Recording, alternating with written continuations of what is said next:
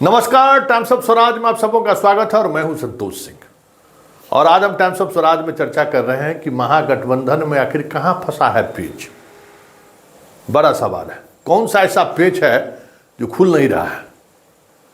तो पेच यही है कि लालू परिवार अभी भी 2025 देख रहा है। 2024 से लगता है जैसे वास्ता ही नहीं है। देश में अभी जो माहौल है, जिस तरीके की खबरें आ रही हैं, अरविंद केजरीवाल के साथ जो कुछ भी हुआ है, हेमंत सोरेन को जो कुछ भी हुआ और लालू परिवार के साथ भी जो हो रहा है, इसकी तनिक चिंता की लकीर लगता है कि लालू परिवार के चेहरे पर नहीं है। अभी भी उसी तरीके से डील कर रहे हैं जिस तरीके से वो डील करते आ रहे हैं। तो आज कांग्रेस ने इनको दो टूक कह दिया है, आप 2025 लड़िए, हम 2024 लड़ेंगे और हम स्वतंत्र रूप से लड़ेंगे। आप बनाते रहिए, आप बनाते रहिए, आप टिकट इसी तरीके से देते रहिए। एक बार सारे सीटों का समीकरण बिठाकर घोषित कीजिए और एक बार हम लोग चुनाव मैदान में चलिए, इसकी तैयारी कीजिए। इस तरीके से चीज़ें नहीं चलती हैं। और कहा यह जा रहा है कि पप्पू यादव को भी इनके इच्छा के विपरीत शामिल कर लिया कांग्रेस। कन्हैया को भी टिकट दीजिए, नहीं तो फिर हम अलग तरीके से चीज़ों को सोचें। इस स्टैंड पर कांग्रेस उतर आई है। कांग्रेस के केंद्रीय नेतृत्व ने साफ तौर पर कह दिया है कि हमारे लिए 2024 करो या मरो वाले चुनाव है। देश के संवैधानिक संस्थानों के अस्तित्व का सवाल है। आपका प्रायोरिटी ऐसा लग रहा है कि वो नहीं है। और इस जब से ये दिल्ली से खबर आई है, पूरे लालू परिवार के चेहरे पर वो सिकन साफ दिखने लगा है। वैसे भाकपा माले को लेकर भी जो बातें सामने आ रही हैं कि भाकपा माले को 2 सीट मध्य बिहार में वो देने को तैयार है, आरा और काराकाट, लेकिन उत्तर बिहार में एक भी सीट नहीं देंगे। तो माले सिवान के लिए अड़ गया है कि एक सिवान सीट हम लेंगे ही।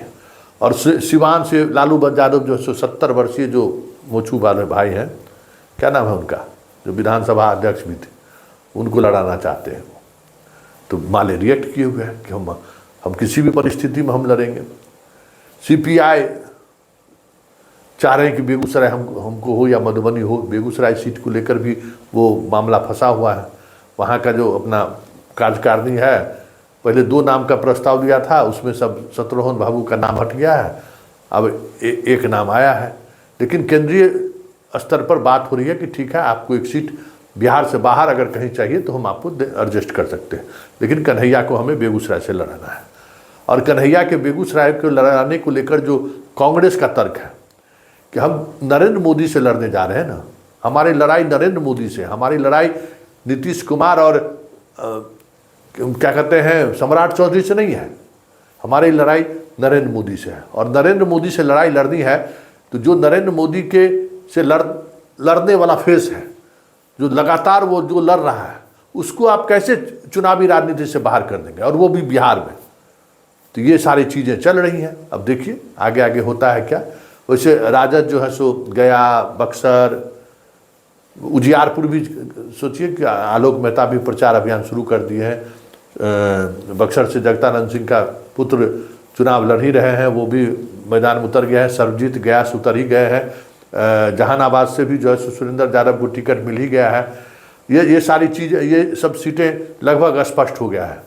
जो बाकी वैशाली से मुन्ना शुक्ला को लड़ाने की बात आ रही है, सूरजभान को भी की भी चर्चा हो रही है। सूरजभान के परिवार को भी नवादा से लड़ा दिया जाए।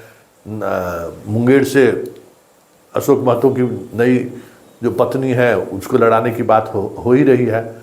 और मुजफ्फरपुर हो रहा है कि चलिए मुकेश सहनी को दे देते हैं वो सीट, एक सीट पारस को भी दे देते हैं। ये लोग अगर लड़ना चाहें तो लड़े, क्योंकि समस्तीपुर में इनके पास उम्मीदवार की बात करें तो उनके पास कोई उम्मीदवार नहीं है इस तरीके से, तो वो कांग्रेस के खाते में देना चाह रहे हैं। फिर इस बीच एक और चीज़ किए हैं कि औरंगाबाद जो कांग्रेस जहाँ परंपरागत रूप से चुनाव लड़ती रही है, वहाँ पर वो जदयू का जो है सो महतो जी को मिला लिए हैं, जो डांगी हैं, एक बार विधायक रह चुके हैं, जिनका वीडियो वायरल हुआ था। वो जो पार्टी से इस्तीफा दे, वो औरंगाबाद के लिए उम्मीदवार अपना सेट कर लिए। मामला वहाँ भी फंसा हुआ है। मधुबनी में सीपीआई की बात हो रही थी तो वहाँ फातिमी को ले आए हैं, तो वहाँ मामला अलग फंसा हुआ है। पूरा कोशिश किए पुतल सिंह को लाने के लिए, पुतल सिंह ने हाथ खड़ा कर दिया कि आरजेडी के साथ चुनाव लड़ना संभव नहीं है। तो बड़ी बात यह है कि जब इस तरीके की सीट है जहाँ उनको मजबूत उम्मीदवार मिल सकता है, राजद खुद अपने ही सिंबल पर लड़ाने में लग जाता है। भाई आप ये इस बात को समझिए कि दरभंगा में अब राजीव मिश्रा को लड़ा रहे हैं, जो उससे क्या इम्पैक्ट पड़ेगा। अगर वहाँ ब्राह्मण को ही लड़ाना है तो कांग्रेस से अगर आए हुए टिकट पर अगर ब्राह्मण लड़ेगा तो उसको 10-20 हज़ार परंपरागत जो कांग्रेस का वोट है वो मिल भी जाएगा। लेकिन आरजेडी को वो वोट थोड़ी कर देगा, नहीं जाएगा बूथ पर, 2-4 हज़ार वोट आपको मिलकर रह जाएगा। अगर पुतल सिंह को नीतीश कुमार से अगर बदला साधना है तो कांग्रेस उसके लिए कंफर्ट है। आप पुतल सिंह से बात करिए, कांग्रेस से चुनाव लड़ने की बात करिए। तो ये सारी चीज़ें जो हैं, जिसको अगर लक्ष्य ऊंचा रहता, लक्ष्य मेरा है कि भाई बिहार में ज़्यादा से ज़्यादा सीट जीते, पार्टी किसी सिंबल किसी को हो, महागठबंधन ज़्यादा से ज़्यादा सीटें जीते, तो बहुत सारी चीज़ें बदल सकती थी। लेकिन यहाँ तो लक्ष्य 2025 है और ये तय है कि 2024 में अगर वो परफॉर्मेंस नहीं हुआ इंडिया गठबंधन का, तो अरविंद केजरीवाल अभी कहाँ है? देखिए खबर आ ही गई होगी ना, इससे ही बाहर निकल जाएंगे क्या कि जिस तरीके का भ्रष्टाचार का आरोप इन पर है, और फिर जिस तरीके से वर्तमान सरकार पूरे मामले की जांच बिठा दिए हैं। कहा जा रहा है कि पथ निर्माण विभाग में एक ही व्यक्ति को 1000 करोड़ का ही टेंडर दे दिए हैं, जिसकी जांच शुरू हो गई है।